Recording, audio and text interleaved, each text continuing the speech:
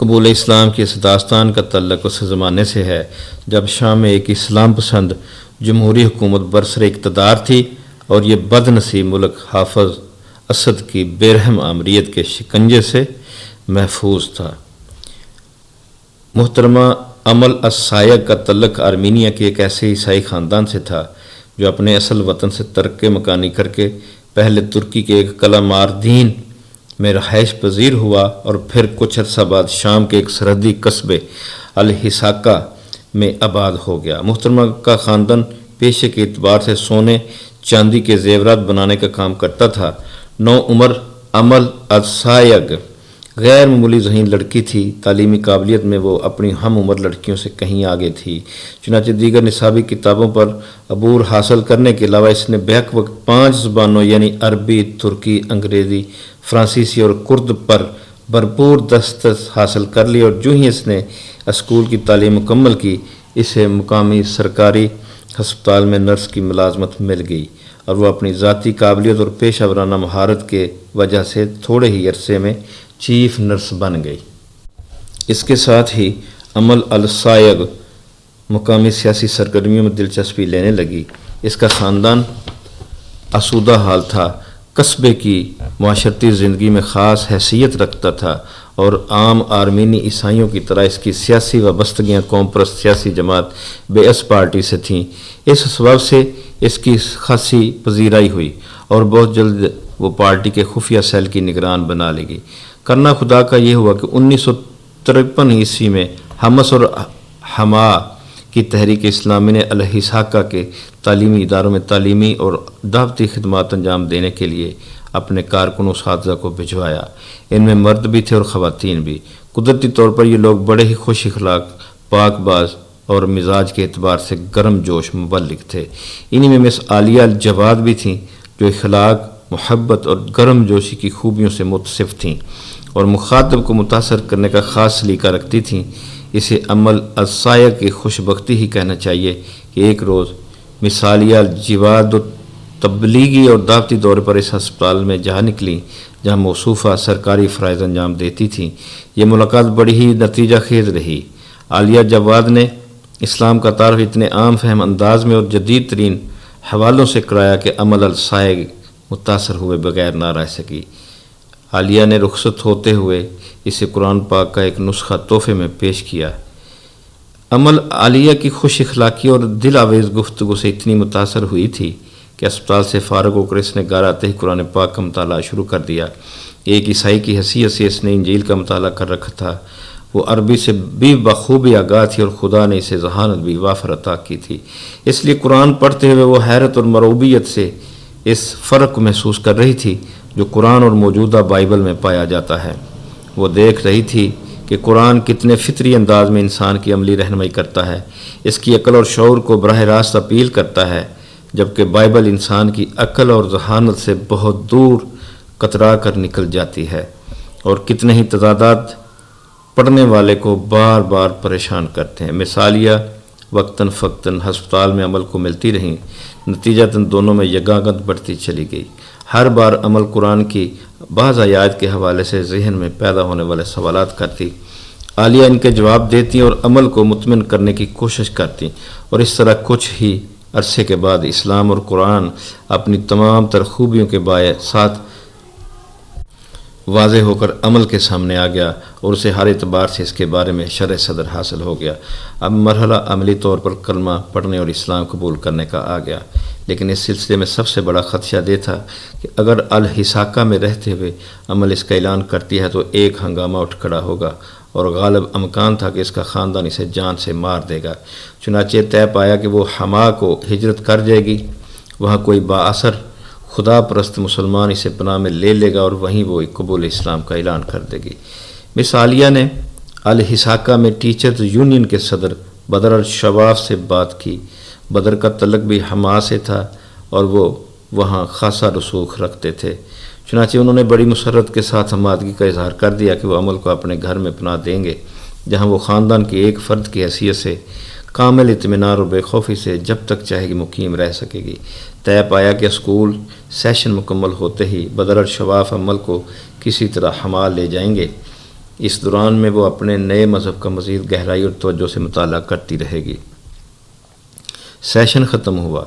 مس عالیہ، بدر الشواف اور دیگر اساتذہ اپنا کام ختم کر کے واپس ہما چلے گئے۔ ابھی وہ عمل کو وہاں لانے کا پروگرام بنا ہی رہے تھے کہ ایک روز بدر الشواف کو عمل کا ٹیلی گرام ملا کہ جلدی حساکا پہنچیے، میں سخت خطرے میں ہوں۔ اس پر بدر نے فوری طور پر ٹیکسی لی اور چند گھنٹوں میں اسپتال کے سامنے مسجد کے دروازے پر پہنچ گئے۔ عالیہ عمل کے پاس گئی، اسے صورتحال سے باخبر کیا اور تھوڑی ہی دیر کے بعد عمل ان کے ساتھ ٹیکسی میں ہما کی طرف محفوظ سفر تھی۔ شام تک عمل کے والدین کو اندازہ ہو گیا کہ عمل ان کی پہنچ سے دور جا چکی ہے۔ دوسری صبح انہوں نے مقامی پادری کو ساتھ لیا اور اپنی گاڑی پر ہما پہنچ گئے۔ وہاں انہوں نے پولیس کو شکایت کی کہ بدر الشواف نام کے ایک استاد ان کی بیٹی کو اغوا کر کے لے آئے ہیں۔ پولیس نے فوراً ہی مذکورہ صاحب سے رابطہ قائم کیا اور تھوڑی ہی دیر میں بدر اور عمل تھانے میں موجود تھے۔ پادری نے پولیس افسر سے اجازت لی اور عمل کو الگ کر کے اسے نصیحت کرنا چاہی۔ میری بیٹی، ہمیں پتہ ہے کہ تمہیں دھوکے سے اپنے آبائی مذہب سے بدظن کر کے نیا دین اختیار کرنے پر ورگلایا گیا ہے۔ ہوش میں آؤ اور اپنے اصل دین اور والدین اور خاندان کی طرف پلٹ آؤ، اسی میں بہتری ہے، ورنہ نقصان ہی نقصان ہے۔ عمل نے پادری کی نصیحت اور دھمکی کو نظر انداز کرتے ہوئے جواب میں کہا، میں کسی کو ورگلانے میں نہیں آئی، کسی کے ورگلانے میں نہیں آئی۔ میں نے اپنی مرضی سے آزاد مطالعے سے اور خوب غور و فکر کے بعد اسلام قبول کیا ہے کہ یہی دین فطرت ہے، جبکہ عیسائیت تضادات اور وہموں کے سوا کچھ نہیں۔ میں آپ کو بھی دعوت دیتی ہوں کہ براہ کرم آپ بھی دانائی سے کام لیں اور گمراہی کو ترک کر کے اسلام کی رسی کو تھام لیں۔ یہ سن کر پادری ہکا بکا رہ گیا، وہ بہت پریشان ہوا۔ اس نے یہ سب کچھ عمل کے والدین کو بتا دیا۔ اب انہوں نے پینترا بدلا اور پولیس کو بتایا کہ گھر سے آتے ہوئے عمل بھاری رقم اور سونا چوری کر کے لے آئی ہے اور اس سلسلے میں ضروری تفتیش کے لیے اس کا حساکا جانا بہت ضروری ہے۔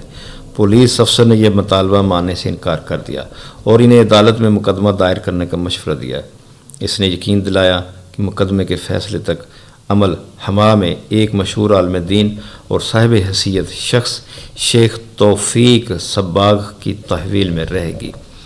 عمل کے والدین نے ایک اور چال چلی کہ دراصل عمل کا ذہنی توازن درست نہیں اور یہ سب کچھ اس نے غیر متوازن ذہنی حالت میں کیا ہے۔ وہ اسے حساکا لے جانا چاہتے ہیں تاکہ اس کا مناسب علاج کرا سکیں، لیکن پولیس آفیسر نے ان کا یہ موقف بھی تسلیم نہ کیا اور اصرار کے ساتھ مشورہ دیا کہ وہ عدالت سے رجوع کریں، عدالتی فیصلے کے بعد ہی وہ ان کی مدد کر سکتا ہے۔ چنانچہ عمل کے والدین نے دمشق کی ایک عدالت میں مقدمہ دائر کر دیا۔ عمل عدالت میں پیش ہوئی۔ اس نے 2 ٹوک انداز میں اپنا نقطہ نظر پیش کیا اور بڑی تفصیل کے ساتھ بتایا کہ اسلام کی کن خوبیوں سے وہ متاثر ہوئی اور عیسائیت سے کیوں بدظن ہوئی۔ اس نے بڑے اعتماد سے بتایا کہ اسلام کو سمجھنے کے لیے اس نے خوب مطالعہ کیا ہے، راتوں کو جاگ جاگ کر غور و فکر کیا ہے، اور جب اس پر صداقت واضح ہو گئی تو اس نے اسے قبول کر لیا ہے۔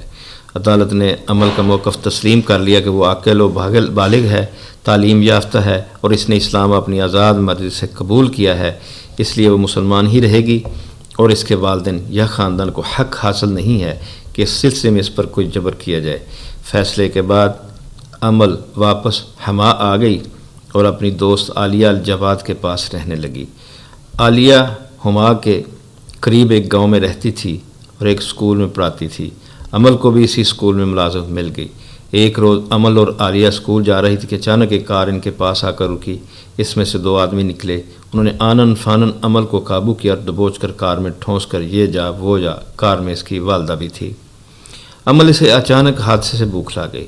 کچھ دیر تک اس کی سمجھ میں کچھ نہ آیا، پھر اس نے ذہانت سے کام لیا اور اپنی والدہ کو بتایا کہ آپ نے اچھا کیا میری مدد کو آ گئے۔ میں خود اس ماحول سے تنگ تھی مگر خوف زدہ اور مجبور تھی، کچھ کر نہیں سکتی تھی۔ اب میں دل و جان سے آپ کے ساتھ ہوں۔ عمل نے زبان سے تو یہ سب کچھ کہہ دیا مگر وہ دل ہی دل میں خدا سے مدد کی التجا کر رہی تھی۔ وہ بڑی ہی پریشانی اور دل گرفتگی کے ساتھ اللہ کے حضور دعا کر رہی تھی، باری تعالیٰ میں کفر و شرک کے اندھیروں میں بھٹک رہی تھی، تو نے اپنے فضل سے مجھے توحید اور اسلام کی نعمت عطا فرما دی۔ اب یہ ظالم دوبارہ مجھے انہی اندھیروں میں جھونکنا چاہتے ہیں۔ میں تیری بہت کمزور اور عاجز بندی ہوں اور اگر تیری مدد شامل حال نہ ہوئی تو میں تباہ و برباد ہو جاؤں گی۔ باری تعالیٰ میری مدد فرما، تیرے سوا اس وقت کوئی میری مدد نہیں کر سکتا۔ وہ آنکھیں بند کیے دل میں یہ کلمات دہرا رہی تھی کہ گاڑی ہساکا کے قریب جا پہنچی۔ اس نے آنکھیں کھول کر دیکھا، سامنے چیک پوسٹ تھی اور چند فوجی گاڑی کو رکنے کا اشارہ کر رہے تھے۔ اس کا دل زور زور سے دھڑکنے لگا اور جو ہی گاڑی کے بریک لگے اس نے ایک جھٹکے کے ساتھ دروازہ کھولا، باہر نکل آئی اور چند فکروں میں فوجیوں سے اپنی داستان کہہ ڈالی۔ اس نے بتایا کہ وہ مسلمان ہو گئی ہے، عدالت نے اس کے حق میں فیصلہ دے دیا ہے، لیکن یہ لوگ زبردستی سے حما سے اغوا کر کے لے آئے ہیں اور اب اسے یا تو دوبارہ عیسائی بنا لیں گے یا جان سے مار دیں گے۔ مسلمان فوجی عمل کا مسئلہ سمجھ گئے، انہوں نے اسے پناہ دے دی اور اغوا کرنے والوں کو اپنی حراست میں لے لیا۔